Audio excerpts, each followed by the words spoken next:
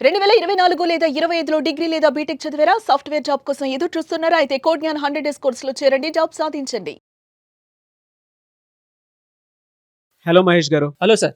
మేనిఫెస్టేషను, emotion ఈ 2 అసలు ఏ విధంగా చూడాలి? ఏది ఏ మేరకు ఉండాలంటారు? మేనిఫెస్టేషన్స్‌లో చాలామంది చాలా రకాల టెక్నిక్స్ అంతా కూడా చెప్తా ఉంటారు sir. Like affirmations, vision board and also goals writing ఇవన్నీ కూడా చేస్తూ ఉంటారు. మన ఆడియన్స్ అంతా కూడా ఈ ప్రాక్టీసెస్ అంతా కూడా ఈ టూల్స్ అంతా కూడా చేస్తూ ఉంటారు. ఈ టూల్స్ అంతా కూడా మేనిఫెస్టేషన్‌లో సూపర్ టూల్స్, ఫెంటాస్టిక్ టూల్స్ కాదని చెప్పట్లే. దీనికంటే కూడా మోస్ట్ పవర్‌ఫుల్, మోస్ట్ ఇంపార్టెంట్ విషయం ఏంటో తెలుసా మేనిఫెస్టేషన్‌లో? సరెండరింగ్. సరెండరింగ్ అంటే వదిలేయడం కాదు. సరెండరింగ్ అంటే తెలుగులో మీనింగ్ లొంగి ఉండడం అండ్ ఆల్సో వదిలేయడం. దానికి అర్థం ఏందంటే మీ యొక్క లక్ష్యాలను వదిలేయడం కాదు. ఇక లక్ష్యాలను ఎవరు వదిలేయాల్సిన అవసరంలా. కోరికలను ఎవరు వదిలేయాల్సిన అవసరంలా. లక్ష్యం ఆర్ కోరిక మీద మీకున్న డీపెస్ట్ ఎమోషనల్ అటాచ్‌మెంట్‌ని వదిలేయడం. ఆ అబ్సెషన్‌ని వదిలేయడం. ఈ వీడియోలో మనం ఏం తెలుసుకుందామంటే సరెండరింగ్ అనేది ఎందుకంత ఇంపార్టెంట్ మేనిఫెస్టేషన్ జర్నీలో. ఎందుకంత స్ట్రగుల్ అవుతున్నారు? అండ్ ఆల్సో ఎలా సరెండర్ అవ్వాలి యూనివర్స్‌కి అనేది ఈ వీడియోలో క్లియర్ కట్‌గా తెలుసుకుందాం సార్. సో చూడండి, మీకు కొన్ని లక్ష్యాలున్నాయి. మీకు కొన్ని కోరికలున్నాయి. ఎగ్జాంపుల్, ఒక మంచి కారు కొనుక్కోవాలి. లేకపోతే కోట్లలో డబ్బులు సంపాదించాలి. బిజినెస్‌లో ఒక మంచి ప్రాఫిట్ అనేది, ప్రొడక్టివిటీ అనేది చూడాలి. పలానా వ్యక్తిని నేను అట్రాక్ట్ చేయాలనుకుంటున్నా. పలానా వ్యక్తితో జీవితాన్ని గడపాలనుకుంటున్నా. లవింగ్ రిలేషన్‌షిప్స్‌ని ఏర్పాటు చేసుకోవాలనుకుంటున్నా. ఇల్లు కొనుక్కోవాలనుకుంటున్నా. ఇలాంటివంతా కూడా ఉంటది. థాట్స్ అంతా కూడా, ఆలోచనలంతా కూడా, కోరికలంతా కూడా. కొన్నంతా కూడా బిగ్ లెవెల్‌లో కూడా వస్తూ ఉంటాయి. నీకంతా అనిపిస్తూ ఉంటది. హైదరాబాద్‌లో ఇల్లు కొనుక్కోవాలి, లేకపోతే పలానా దగ్గర ఉండాలి, పలానా దగ్గర చదువుకోవాలి, రకరకాల కోరికలంతా కూడా వస్తూ ఉంటాయి. కానీ వేరే వాళ్ళకి అవన్నీ కూడా పెద్ద కోరికల్లా కనిపిస్తూ ఉండొచ్చు.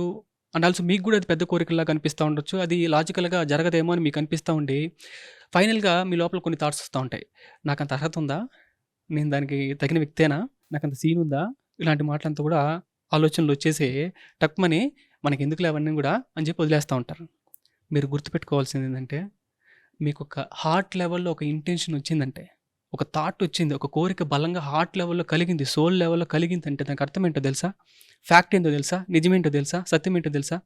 మీరు దానికి అర్హులనేసి అర్థం. You are already worthy. మీరు విలువైన వ్యక్తి. మీరు అర్హులు కాబట్టే మీకు ఆ కోరిక అనేది మీకు కలిగింది మీ హార్ట్‌లో. సో, ఇంకొకసారి ఇంకెప్పుడు కూడా మీకు ఒక పెద్ద కోరికో, చిన్న కోరికో, ఒక కోరిక వస్తే అది నాకు దానికి అర్హత ఉందో లేదో అని మాత్రం ఆలోచన చేయబాకండి. ఓకే? అది తీసేయండి. నాకు అది వచ్చిందంటే పలానా దగ్గర పలానా ఇల్లు కొనుక్కోవాలి. ఏదైనా వచ్చిందంటే ఆలోచన హార్ట్‌లో కలిగిందంటే దానికి మీరు అర్హులనేసి అర్థం. యు ఆర్ ఆల్రెడీ వర్తీ అనేసి అర్థం. నెక్స్ట్, అబ్సెషన్, ఆ రెసిస్టెన్స్, ఆ డెస్పరేషన్ ఎలా వదిలేయాలి? ఇది చూడండి, చాలామంది ఏమనుకుంటుంటారంటే, ఆ లక్ష్యం ఎందుకోసం పెట్టుకున్నానంటే, ఆ కోరిక ఎందుకోసం మేనిఫెస్టేషన్ చేసుకోవాలనుకుంటున్నానంటే, ఆ లక్ష్యం తర్వాత, ఆ కోరిక నెరవేరిన తర్వాత పర్టిక్యులర్ ఎమోషన్ అనేది నాకొస్తది. నథింగ్ బట్ హ్యాపీనెస్ వస్తది. అది జరగకపోతే, ఆ లక్ష్యం నెరవేర్చుకోకపోతే, ఆ హ్యాపీనెస్ నాకు రాదేమో అన్న భయం. అంటే చాలామంది ఏమనుకుంటుంటారంటే, ఓన్లీ ఆ లక్ష్యం, ఆ కోరిక నెరవేరిన తర్వాతే నాకు హ్యాపీనెస్ అనేది, ఆనందం అనేది, ఆ పీస్ అనేది, ఆ కంటెంట్‌మెంట్ అనేది నాకొస్తది. అంటే వాళ్ళ యొక్క ఇన్నర్ స్టేట్ అనేది, ఎమోషనల్ స్టేట్ అనేది దేనితో ముడేసుకుంటారు సార్? ఎక్స్టర్నల్ రియాలిటీ మీద ముడేసుకుంటారు. వాళ్ళ యొక్క లక్ష్యంతో ముడేసుకుంటారు. వాళ్ళ యొక్క కోరికతో ముడేసుకుంటారు. అండ్ ఆల్సో అబ్సెషన్, రెసిస్టెన్స్‌కి, ఆ డెస్పరేషన్‌కి, ఓకే, ఆ నిరాశకి ప్రధానమైన కారణం ఏంటంటే తెలుసా? ముడేసుకున్నారు కాదని చెప్పట్లా. ఓన్లీ అది జరిగితేనే, అది మాత్రమే, ఆ కోరిక వల్ల మాత్రమే నాకు హ్యాపీనెస్ వస్తది. ఇంక దేని వల్ల నాకు హ్యాపీనెస్ అనేది రాదు. పీస్ అనేది రాదు అని చెప్పి అనుకుంటూ ఉంటారు. ఇది కంప్లీట్‌గా మాయ. ఇది ఇల్యూషన్. ఓకే. ఎవరు చెప్పారు? ఓన్లీ కోరిక తర్వాతే హ్యాపీనెస్ వస్తదని చెప్పి. ఎవరు చెప్పారు? ఓన్లీ కోరిక తర్వాతే, కోరిక నెరవేరిన తర్వాతే success, I'm champion, I'm powerful అని ఫీలింగ్ వస్తదని చెప్పి, ఆ పీస్ వస్తదని చెప్పి ఎవరు చెప్పారు ఆ విధంగా? ఓకే. కౌంటర్ క్వెషన్ ఏసుకోవాలి ఒకసారి. ఎప్పుడైతే దాన్ని పట్టుకొని కూర్చో ఉంటారో, ఎమోషనల్‌గా అటాచ్ అయిపోయి, ఆ గోల్, ఆ లక్ష్యం అట్లాగా ముడేసుకొని కూర్చో ఉంటారో, మీరు నిరాశతోనే ఉంటారు. అందువల్ల ఇంకా కూడా మీ యొక్క మేనిఫెస్టేషన్స్ అంతా కూడా దూరం అయిపోతూ ఉంటది. ఈ ప్రాసెస్‌లో ఏం జరుగుతదో తెలుసా? యూనివర్స్ ఇవన్నీ కూడా చూస్తా ఉంటది. ఓకే. ఓకే. నీ లక్ష్యం కావాలనుకున్నావు, నెరవేరావాలనుకున్నావు. ఓకే. దాన్ని పొందాలనుకున్నావు కాదని చెప్పట్లా. అదేంటది? ఓన్లీ అది జరిగిన తర్వాత మాత్రమే హ్యాపీనెస్‌గుంటావా? అంటే అది జరగదని నమ్ముతున్నావు ఒక రకంగా. అండ్ ఆల్సో నువ్వు ప్రశాంతంగా ఉండడానికి గూడా అది జరిగితే అప్పుడు మాత్రమే నువ్వు విలువైన వ్యక్తిగా నువ్వు ట్రీట్ చేస్తావు నిన్ను నిన్ను. నిన్ను నువ్వు అది జరిగిన తర్వాత మాత్రమే విలువైన వ్యక్తిగా నిన్ను నువ్వు గుర్తిస్తావు. అంతవరకు నువ్వు నీ యొక్క కెపాసిటీని, నీ యొక్క విలువని నువ్వు లక్ష్యంతోనే ముడేసుకొని తిరుగుతా ఉంటావు అని చెప్పి యూనివర్స్ ఏం చెప్తదో తెలుసా? సరే అయితే, ఇట్లా ఇచ్చేది అలా పెరికేసుకుంటది. పెరికేసుకొని ఫస్ట్ నువ్వు విలువైన వ్యక్తిగా నువ్వు ఫీల్ అవ్వు. ఆ తర్వాత నీకిస్తా.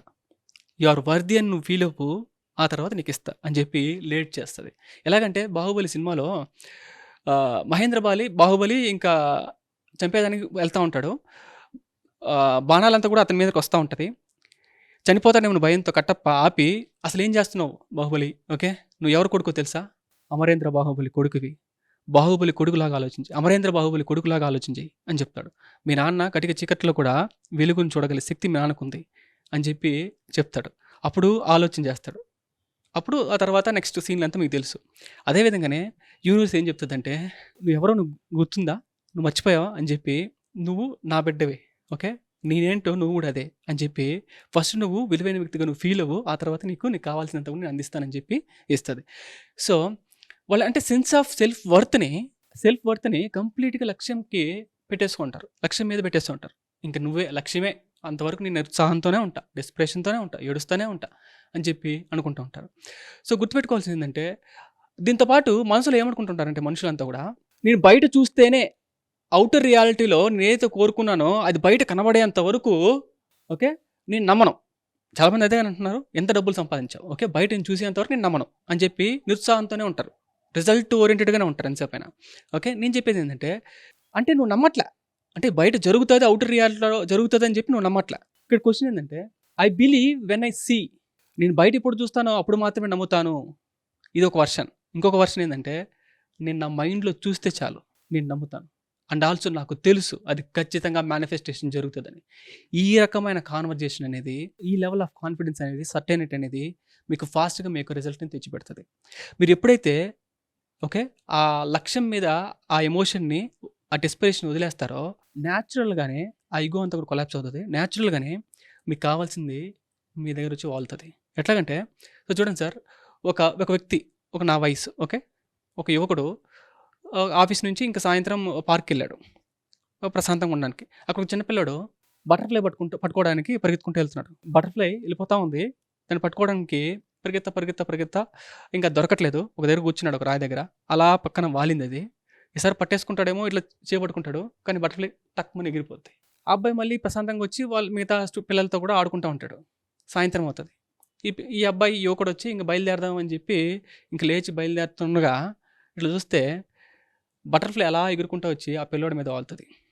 సో అదేవిధంగానే ఎప్పుడైతే మీరు కూడా మీ లైఫ్లో ఎన్నోసార్లు ఎక్స్పీరియన్స్ చేస్తుంటారు, ఎప్పుడైతే మీకు కావాల్సిన దాన్ని, ఆ డెస్పిరేషన్ వదిలేసి, ఓకే, చేయాల్సిన పని మీద మాత్రమే ఫోకస్ చేసుకుంటా వెళ్తూ ఉంటే, స్లోగా మీకు కావాల్సింది మీ దగ్గరికి వస్తూ ఉంటుంది. చూడండి సార్, ఈగోకి సోల్కి డిఫరెన్స్ ఏంటో తెలుసా?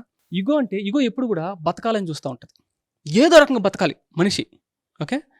సోల్ అనేది ఎప్పుడు చూసినా గ్రో అవ్వాలని చూస్తూ ఉంటుంది.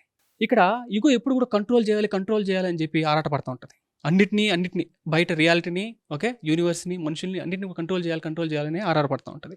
కంట్రోల్ చేయలేకపోతే దానికి ఏ విధంగా అర్థం చేసుకుంటుంది అంటే, ఈగో అనేది, ఓకే, కంట్రోల్ చేయకపోతే నేను ఎలా బతికేది, ఓకే, కంట్రోల్ ఖచ్చితంగా చేయాలి బయట రియాలిటీని అని చెప్పి ఆరాటపడుతూ ఉంటుంది, భయపడిపోతూ ఉంటుంది, చావుతో లింక్ చేసుకుంటూ ఉంటుంది కంట్రోల్ చేయకపోతే. బట్ ఇక్కడ గుర్తుపెట్టుకోవాల్సింది ఏంటంటే, 99.99% బయట యూనివర్స్లో మనం ఏది కంట్రోల్ చేయలేం. మీ జీవితాల్లో ప్రతిదాన్ని మీరు కంట్రోల్ చేసుకుంటూ ఉండలేరు. 99.99% మీరు కంట్రోలే ఉండదు. మీరు కంట్రోల్ చేయగలిగింది 3 విషయాలు: మీ యొక్క పర్సెప్షన్, మీ యొక్క డెసిషన్ అంటే మీ యొక్క నిర్ణయం, నెక్స్ట్ మీ యొక్క యాక్షన్. ఈ 3 మాత్రమే మీ యొక్క కంట్రోల్లో ఉంటుంది. మిగతా ఏవి కూడా మీ యొక్క కంట్రోల్లో ఉండదు. అది మీరు బాగా అర్థం చేసుకోవాలి. నెక్స్ట్ మిగతా కాన్సెప్ట్ వచ్చి నెక్స్ట్ వీడియోలో చూద్దాం సార్. సో ఇప్పటివరకు మీకు ఏం చెప్పాను? సరెండరింగ్ అనేది మోస్ట్ ఇంపార్టెంట్. అండ్ ఆల్సో ఇక్కడ మీకు ఏదైనా ఒక లక్ష్యం వస్తే, మీరు ఏదైనా పెట్టుకుంటే, మీకు ఒక డిజైర్ వచ్చిందంటే దానికి అర్థం ఏంటి? దానికి నాకు అర్హత ఉందా లేదా అని ఆలోచన చేయాల్సిన అవసరం లేదు. హార్ట్ లెవెల్లో మీకు డిజైర్ వచ్చిందంటే దానికి అర్థం ఏంటి? యు ఆర్ ఆల్రెడీ వర్ది అనేసి అర్థం, నో డౌట్ దీంట్లో. రెండోది, ఆ అబ్సెషన్, ఆ రెసిస్టెన్స్ని వదిలేయాలంటే, ఓన్లీ లక్ష్యం సాధిస్తేనే, లక్ష్యంతోనే మీ యొక్క హ్యాపీనెస్ ముడిపడి ఉన్నది, ఓకే అని చెప్పి ఆ ఫాల్స్ పర్సెప్షన్ని మీరు తీసేయాలి, ఆ మాయని తీసేయాలి. ఈ 2 విషయాలు మీరు గుర్తుపెట్టుకోండి. నెక్స్ట్ వీడియోలో మిగతా చూస్తాం. Anyways, thank you so much Mahesh గారు. చాలా మంది క్లాసెస్ ఎప్పుడు ఉంటాయని చెప్పేసి అడుగుతూ ఉన్నారు. ఎప్పుడు ఉండే అవకాశం ఉంటుంది? November 25th నుంచి sir, healing and manifestation, deeper లెవెల్లో హీలింగ్ అనేది చేపిస్తాం. And also multiple manifestation techniques అంతా కూడా చాలా డీపర్ లెవెల్లో న్యూరో సైన్స్ అంతా కూడా యూస్ చేసి, ప్రాక్టికల్ స్పిరిచువాలిటీ అంతా కూడా యూస్ చేసి నేర్పించడం అనేది జరుగుతుంది. Eagerly waiting for the class అన్న. Anyways, thank you so much Mahesh garu. Thank you sir. చూసారు కదా వీడియో. ఈ వీడియోపై మీ అభిప్రాయాన్ని కమెంట్ బాక్స్లో పోస్ట్ చేయండి. ముఖ్యంగా మీరు గనక ఎవరైనా సరే మహేష్ గారి క్లాస్ కనుక అటెండ్ అవ్వాలి అనుకుంటే మాత్రం స్క్రీన్ మీద మీ కాంటాక్ట్ నెంబర్ కనిపిస్తుంది. నవంబర్ 25th నుంచి బ్యాచెస్ స్టార్ట్ అవుతున్నాయి. సో వెంటనే స్క్రీన్ మీద కనిపిస్తున్న number call or message WhatsApp చేసి ఎన్రోల్ చేసుకోండి. ఈ వీడియో లైక్ చేసి షేర్ మాత్రం తప్పకుండా చేయండి. ఇలాంటి మరిన్ని వీడియోస్ కోసం మా ఛానల్ ఫాలో అవ్వండి. Thank you.